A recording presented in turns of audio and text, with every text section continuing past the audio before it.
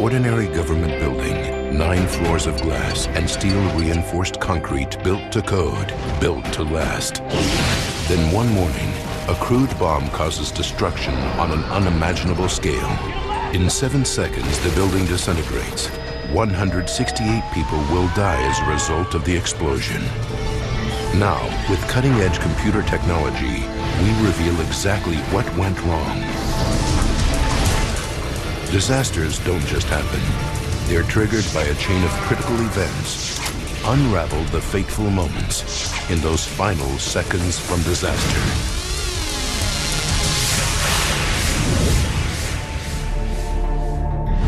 The United States, Midwest, Kansas, April 18th, 1995. 4:30 in the morning. A truck pulls out of a motel in Kansas. 3 hours later, it drives off the road and parks beside a lake. The driver is on a mission. His target, the American government.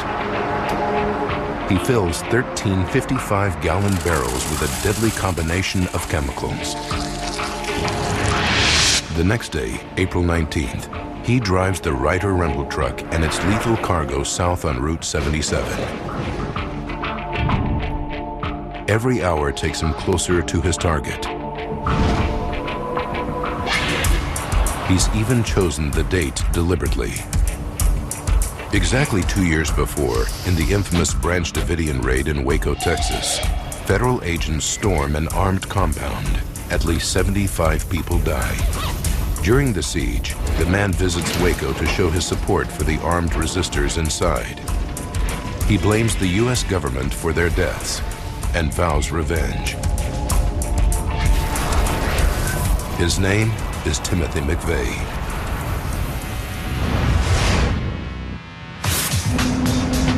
Oklahoma. It's the start of a bright and sunny day. Early morning traffic heads for the bustling capital of this Midwestern state.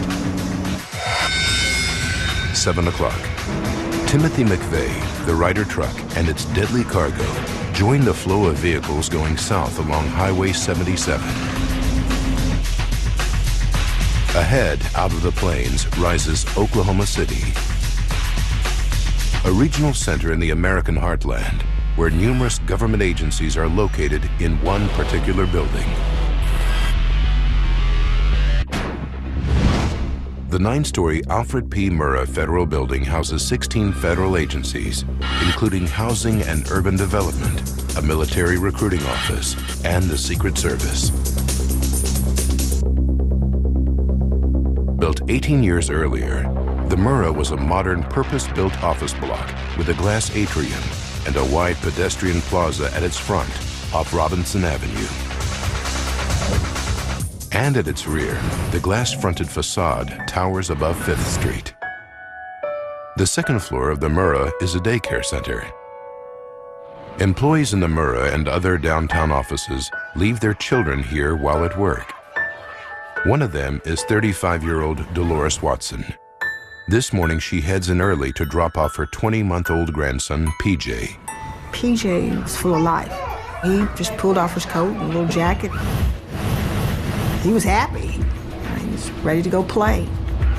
PJ joins 20 other toddlers and preschoolers in the daycare center. Some are as young as 6 months. The eldest is 5 years old. Dolores, a telephone engineer, often services the phones in the Murrah. But this morning, she heads across town to a meeting. 8:15. McVeigh is 35 minutes away from Oklahoma City, heading straight for the center of town and the Alfred P. Murrah Federal Building. On the 3rd floor, 59-year-old Florence Rogers is in charge of the Federal Employees Credit Union. She's looking forward to seeing colleagues since it's her first day back from vacation. I was anxious to get to work because I had scheduled a meeting with some of my upper management people. I was very excited to show my cruise pictures, anxious to get my day started and to take care of business. 8:53. Timothy McVeigh is in rush hour traffic that fills the downtown streets. 4 months earlier, he checked out the Murrah and selected it as his target. His plan is to park the truck filled with explosives right beside it. 8:55. The Social Security office is on the ground floor of the Murrah. Inside, 20-year-old Dana Bradley, her children, mother, and sister join the agency waiting line. They are standing near the rear entrance of the building, just off 5th Street. My mom stood in line for us, while me and my sister stood by the door and filled out the papers for the Social Security card for my son. Driving along 5th Street, McVeigh's truck is filmed by a security camera. He pulls over. Inside the cab, he's drilled a hole and fed a crude fuse wire to the bomb barrels in the back. He lights the fuse. He now has only 5 minutes to park the truck and make his getaway before the bomb explodes. 9 o'clock. The Ryder truck is forced to stop at a red light, 100 yards shy of the target. There are just 2 minutes left to burn on the fuse. McVeigh crosses Harvey Avenue and drives to the rear of the Murrah building.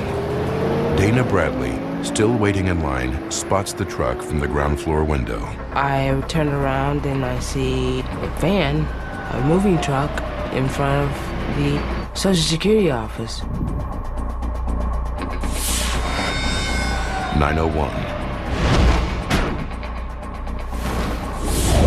On the 3rd floor, Florence's meeting is underway. There were 8, and I was the 9th person in that little group. On the 2nd floor, PJ and the 20 other children enjoy breakfast. And on the ground floor, Dana is still watching the truck. The driver gets out, goes to the back, and walks past our window. 9:01 and 30 seconds.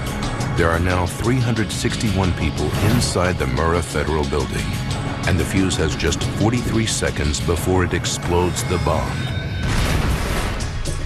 Timothy McVeigh parks a Ryder truck packed with explosives outside the Murrah Federal Building in Oklahoma City. Now, using advanced computer technology, we will discover what really happens when the bomb explodes. 9:02. The fuse has just 30 seconds to burn. 361 people are inside the Murrah building.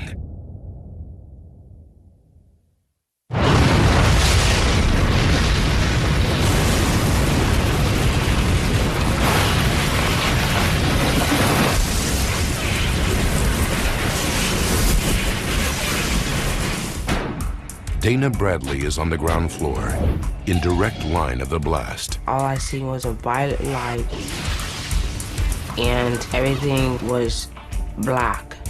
On the 3rd floor, Florence Rogers is in a meeting with 8 of her staff. There was a rush of air like a tornado. Everything literally was blowing up before my eyes. I knew that was just it, and I prayed. I said, God, please save me. I have 2 kids to take care of. Dolores Watson's grandson is in the daycare center on the 2nd floor, directly above the exploding truck. The entire front of the Federal Building was nothing but glass. The children that were in the windows were just over the blast. It takes just 7 seconds for the 9-story building to collapse in ruins. The blast devastates 324 buildings over 10 city blocks. Windows shatter and cars erupt in flames. People hear it as far as 55 miles away. The shockwave registers 6 on the Richter scale, equivalent to a major earthquake. If you are anywhere downtown, you've probably heard it and felt it. From across the city, 11 fire engines race downtown.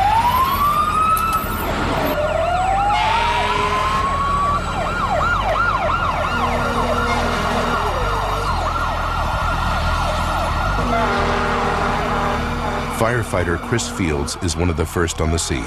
You just see these hordes of people running towards us and having no idea what we were about to step into. District Fire Chief Mike Shannon arrives 4 minutes after he hears the explosion. It looked like we were in a war zone and we'd been strafed. It was just overwhelming. He takes charge of the rescue squads about to enter the dangerously unstable ruins. Produces the type of carnage that isn't seen in earthquakes or tornadoes or anywhere else. Ow.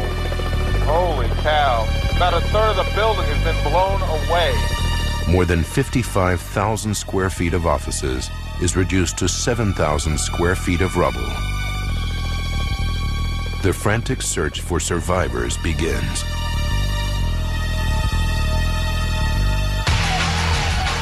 On the remains of the third floor, Credit Union Chief Florence Rogers stares into a gaping hole.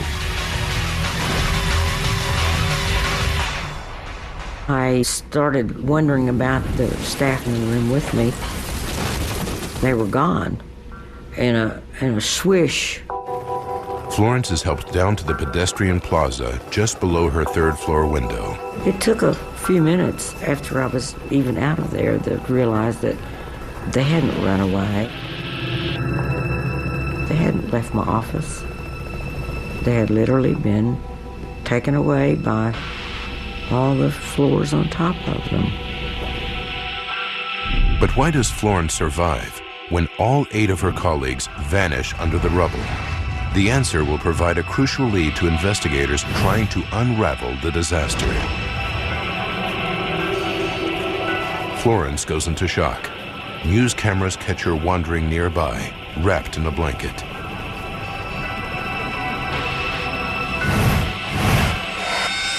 "9:08. 7 blocks away, Dolores Watson hears the explosion. Her 20-month-old grandson, PJ, is in the daycare center on the 2nd floor. Only there no longer is a 2nd floor. She joins the flood of anxious parents rushing to the scene. In my mind, I was thinking, is this real? I know it was real, I'm looking at it, but a big part of me was wanting to say, this is not really happening. Rescuers claw through tons of mangled steel and rubble, desperately searching for any sign of life in the debris. Amazingly, rescuers begin to find people alive. One of them is a baby boy. He's rushed to the hospital in critical condition. It's PJ. And I saw his little face, and he was wrapped all in these gauze, and he was sedated, and he was laying there, but I mean, there was his arms, there was his legs, and there was my baby, you know. They told me that his chance of survival were very slim, and that the next 24 hours would be crucial.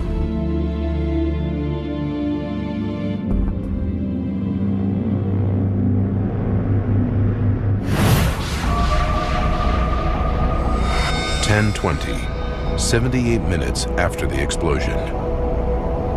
While PJ remains in intensive care and the rescuers struggle to find survivors, 60 miles to the north of Oklahoma City, State Highway Patrolman Charlie Hanger pulls over a suspicious, battered old car. Drove up alongside the yellow Mercury Marquis. I had realized that there was not a tag displayed on the rear bumper and stopped it. I saw a tall, young white male. We met more or less between the two cars. I asked him for a driver's license. However, while he was retrieving that license, I saw what appeared to be a weapon under the jacket. Hands over your head. He says, "My weapon is loaded." At that point, I thought he was trying to intimidate me. and I nudged him a little bit with the barrel of my weapon. I said, "So is mine." I removed the weapon, threw it on the shoulder of the roadway.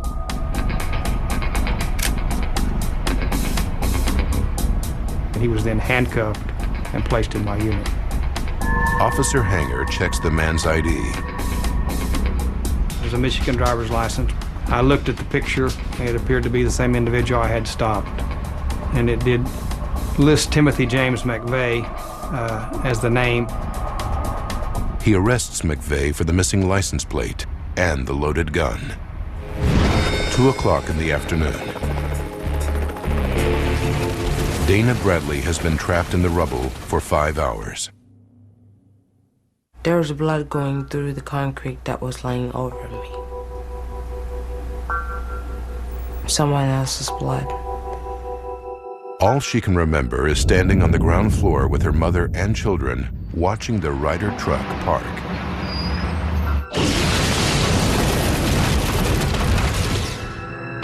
Dana has been found hours earlier, but can't be moved. Her leg is trapped under a massive concrete floor.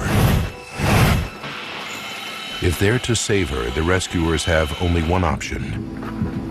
And they said, the only way we're going to be able to get you out of here is to cut your leg off. Dr. Andy Sullivan, senior orthopedic surgeon, rushes to the scene. I just kind of said a prayer, God be with me, and kind of combat crawled into the area. Had to go under some rebar, reinforcement steel. My plan was to use just sharp instruments and separate the leg from the thigh through the knee. I was awake and aware of them cutting my leg off. She was awake. She was screaming. And they said the sound was so bad, it broke their heart to hear me scream like that. I don't remember any of that. She says she doesn't remember any of this, and so I hope that's true. It takes over 12 hours to recover all the survivors. 168 people have died as a result of the explosion, including 19 children, all under the age of 5. A photo of a baby being carried from the rubble comes to symbolize the tragedy. It's taken only seconds after she's been handed to fireman Chris Fields. And I was just standing there looking down at her and just thinking, you know, that knowing this is somebody's baby. She had an open wound to her skull, and I pretty well knew at that time that she had already passed.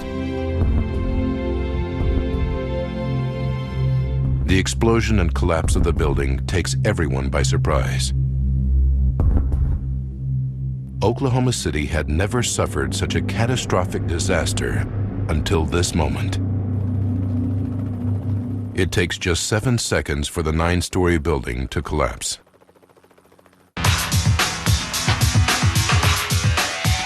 Using the investigators' data, we can piece together the deadly chain of events to find out what really caused this terrible tragedy.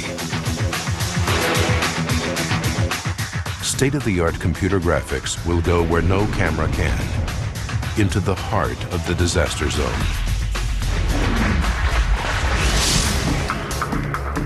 It's obvious from the scale of devastation that this is not an accident, but the result of a bomb explosion.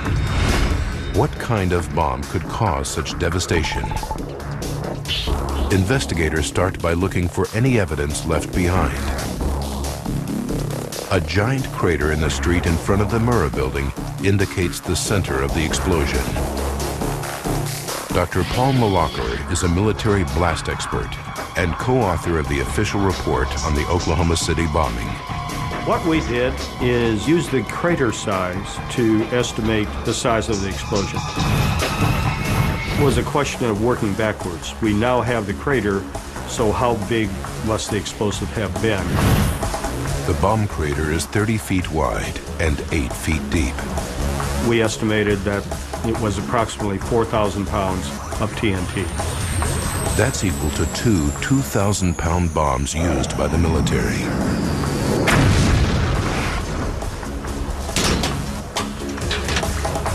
eyewitness accounts place the Ryder truck at the heart of the crater.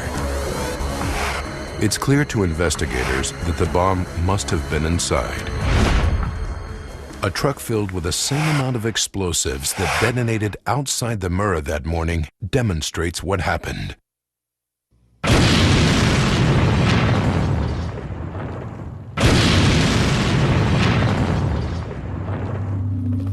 The bomb that explodes in Oklahoma City destroys virtually everything close to the blast, including the vehicle that carried it. But within an hour of the explosion, investigators find their first vital piece of evidence. Over 100 yards away, they discover a truck axle that doesn't seem to belong to any other vehicle. Could this be all that is left of the vehicle that carried the bomb? On the twisted metal, they discover the clearly marked vehicle identification number. FBI agents traced the number to a 1993 Ford truck owned by Ryder Rental. The Ryder branch in Junction City, Kansas, leased it 2 days earlier to a man named Robert Kling. Within 8 hours of the bombing, an FBI artist draws a sketch of the man called Kling, based on descriptions given by staff at the rental company. And the FBI launches one of the biggest manhunts in American history. By evening the next day, they make a crucial breakthrough. A motel owner recognizes the sketch as a man who recently stayed there, driving a Ryder truck. He checks in using ID in the name of Timothy James McVeigh. But where is he now? FBI agents discover that State Trooper Hanger ran a computer check on a man with that name less than 2 hours after the bombing. Amazingly, they discover that McVeigh is still in jail for traffic and firearm offenses. The FBI arrests McVeigh as a suspect in the attack. It was something that you never envisioned being involved in, and it all came out of a routine traffic stop. 4 months later, McVeigh is charged with mass murder in Oklahoma City. It would probably be the last thing that I would think of that an American would actually commit a terrorist act against American people. The FBI discovers that the bomb is homemade, using materials easily bought over the counter. McVeigh eventually admits that he made it by filling barrels with ammonium nitrate and liquid nitromethane, better known as fertilizer pellets and rocket fuel used in drag car racing. The deadly 7,000-pound mixture cost less than $5,000. But the question remains, how could such a simple homemade bomb cause such destruction to a reinforced concrete and steel building?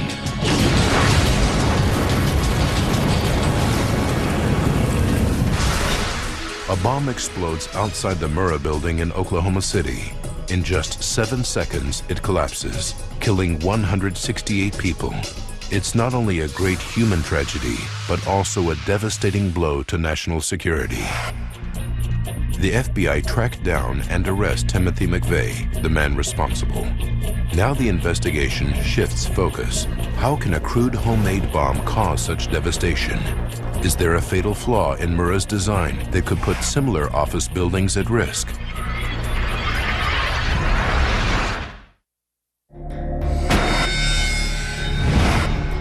The architecturally acclaimed Murrah building is in fact extremely well designed. Oklahoma is in the middle of the Midwestern tornado belt. The Murrah is built from steel reinforced concrete used in military bunkers, able to withstand winds of up to 100 miles an hour.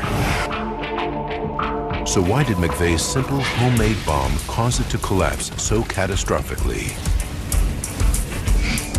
Investigators track the last moments of McVeigh's journey, second by second. At 9:01, just 73 seconds before the building's collapse, he parks the truck packed with explosives.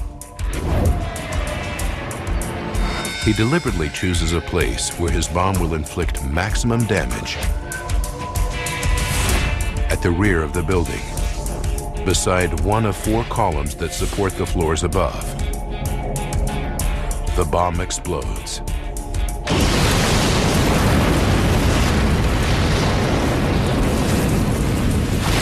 In just 7 seconds, the Murrah is reduced to rubble.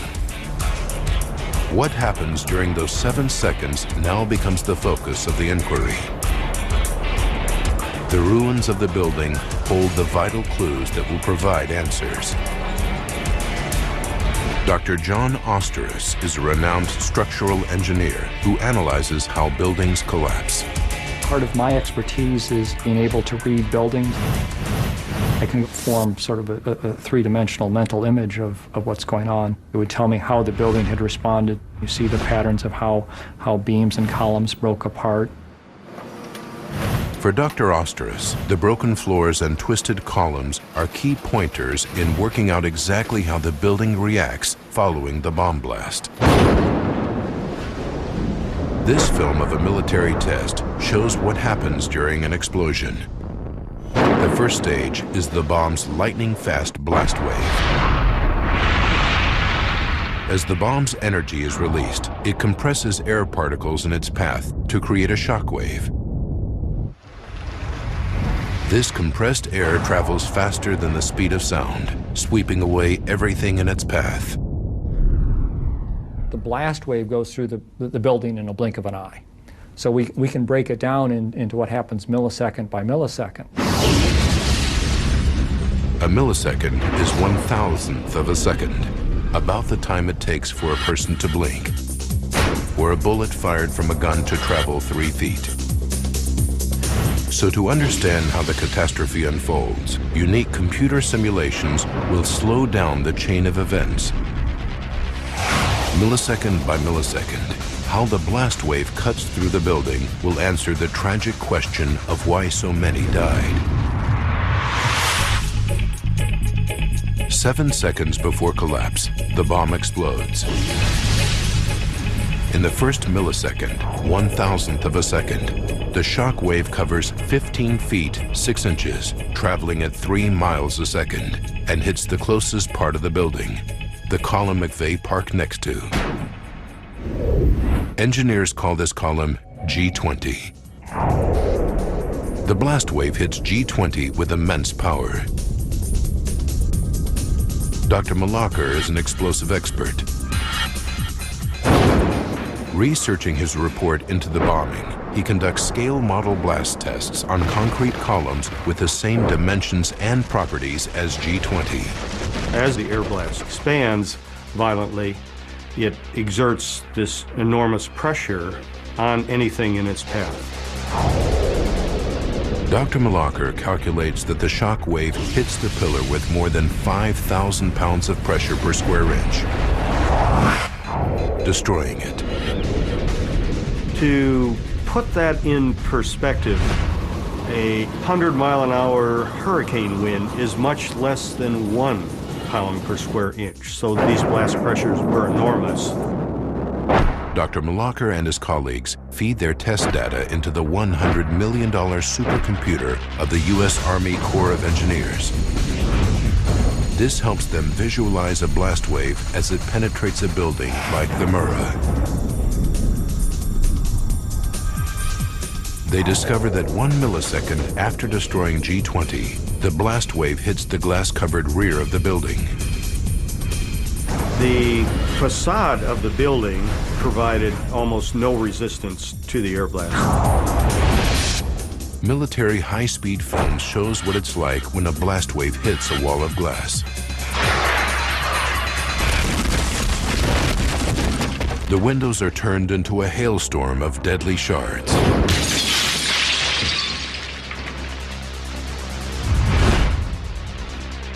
After shattering its windows, the blast wave penetrates the Murrah's entrance lobby, the open atrium where Dana Bradley is standing. I knew that was just it, and I prayed. The void of the atrium acts like a funnel, Channeling the deadly blast wave up into the building, it slams into the underside of the second floor at 10,000 miles an hour. Tragically, directly above is the Children's Daycare Center, where baby PJ and 20 other children are playing. 15 children from 6 months to 5 years old are killed.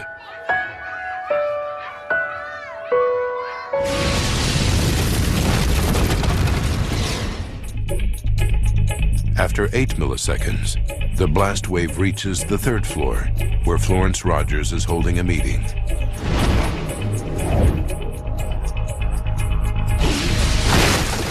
It was like a bad dream. Everything literally was blowing up before my eyes. The blast wave continues to surge up through the building. In just 31 milliseconds, it reaches the 9th floor, the time it takes for a vehicle airbag to inflate after a crash. But as it travels upward, it is rapidly losing its destructive energy. The yellow highlight shows how the damage decreases as the blast wave rises through the building, and also shows that floors 5 and above remain intact. The blast wave is over, but it's what happens next that causes the greatest destruction. In less than 7 seconds, all 9 stories collapse. Those who survived the initial blast are now, less than 7 seconds later, crushed under tons of falling concrete. Investigators must now find out what causes this second wave of destruction. A massive homemade bomb has torn through the Murrah Federal Building in Oklahoma City. 168 people lose their lives, even though many survived the initial blast.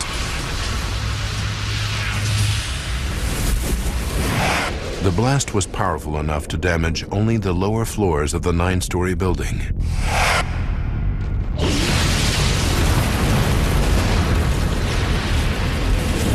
Investigators now struggle to understand why the upper floors collapsed as well. In an effort to solve the mystery, they revisit the first moments of the explosion. As the blast wave spreads, it destroys the closest frontal column, known as G20, in less than 4 milliseconds. Above the remaining 3 columns is a massive girder known as a transfer beam that runs the length of the building. This transfer beam carries the weight of the 6 floors above. These floors, in turn, are held up by 9 columns that pass the building's weight down to the transfer beam, which distributes it evenly across the 4 pillars below. At first, some experts believe that after destroying G20, the blast then damages 2 more pillars under the transfer beam. With the pillars blown away, the beam loses its support and falls, taking all the upper floors with it.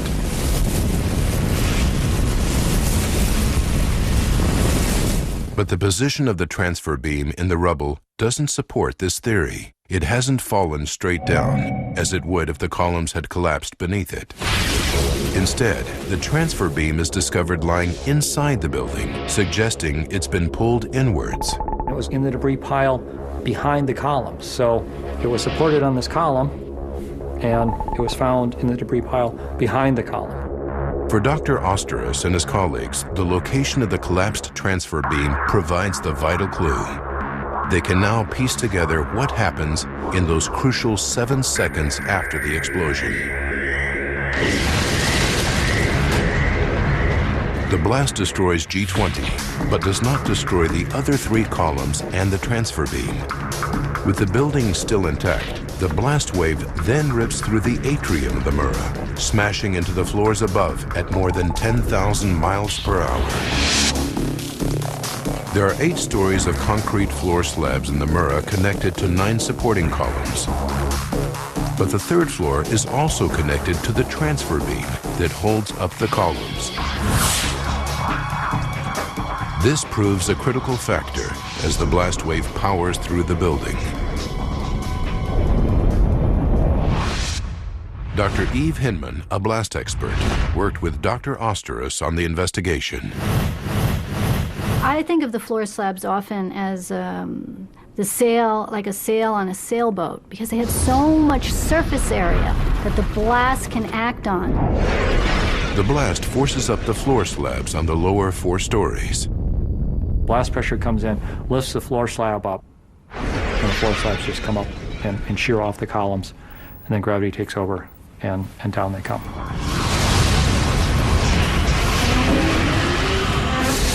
And so within milliseconds, we got collapse of floor slabs on the 2nd through 5th floor.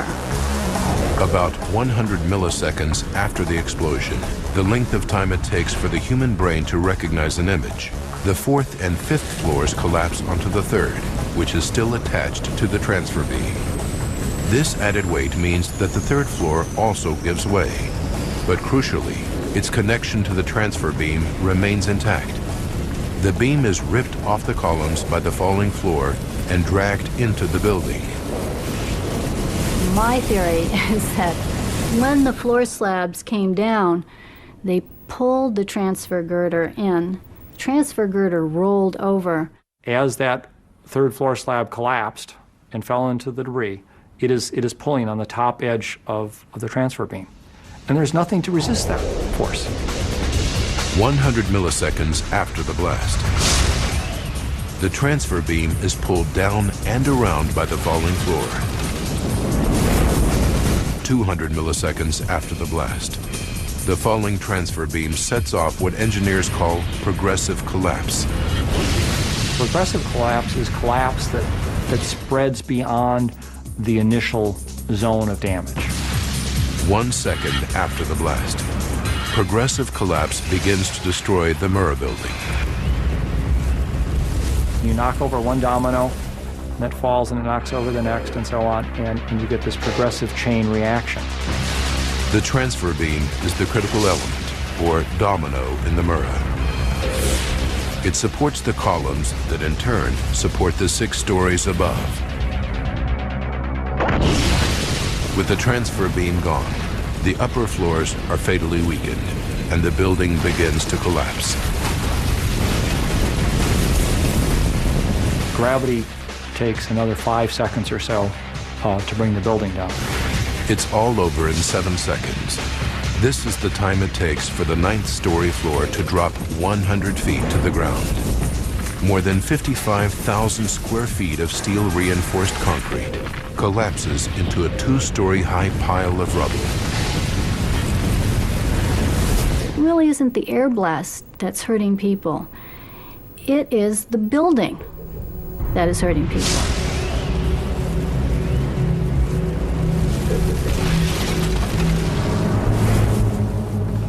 Among those killed by the collapsing building are Florence Rogers' 8 employees who are with her on the 3rd floor.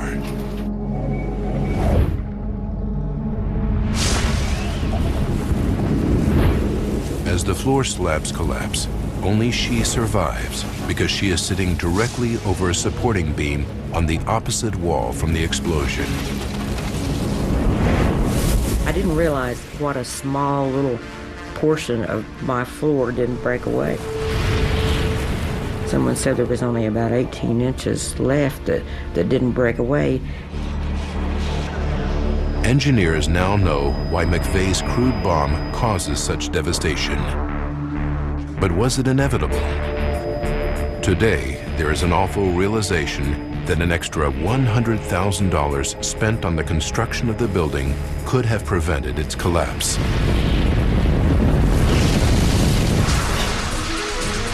April 19th, 1995 is the date Oklahoma City will never forget. The day 168 people are killed when a massive truck bomb explodes outside the Murrah Federal Building. But could the building's devastating collapse have been prevented? A new seismic study has assessed how the Murrah Building would have responded if it had been built to California's earthquake-resistant standards, something not required in Oklahoma. Its conclusions are startling. It reveals that only one exterior column and the lower floors would have been damaged. As their computer simulation shows, the building would have remained intact. To meet the earthquake-resistant code, the whole building would have been strengthened with much more reinforced steel. This added steel would have tied the building together and stopped the fatal failure of the transfer beam. The catastrophic progressive collapse would never have happened. It would have cost less than 1% of the building's original construction budget, around $100,000. The study suggests that 4 out of 5 of those killed might have survived.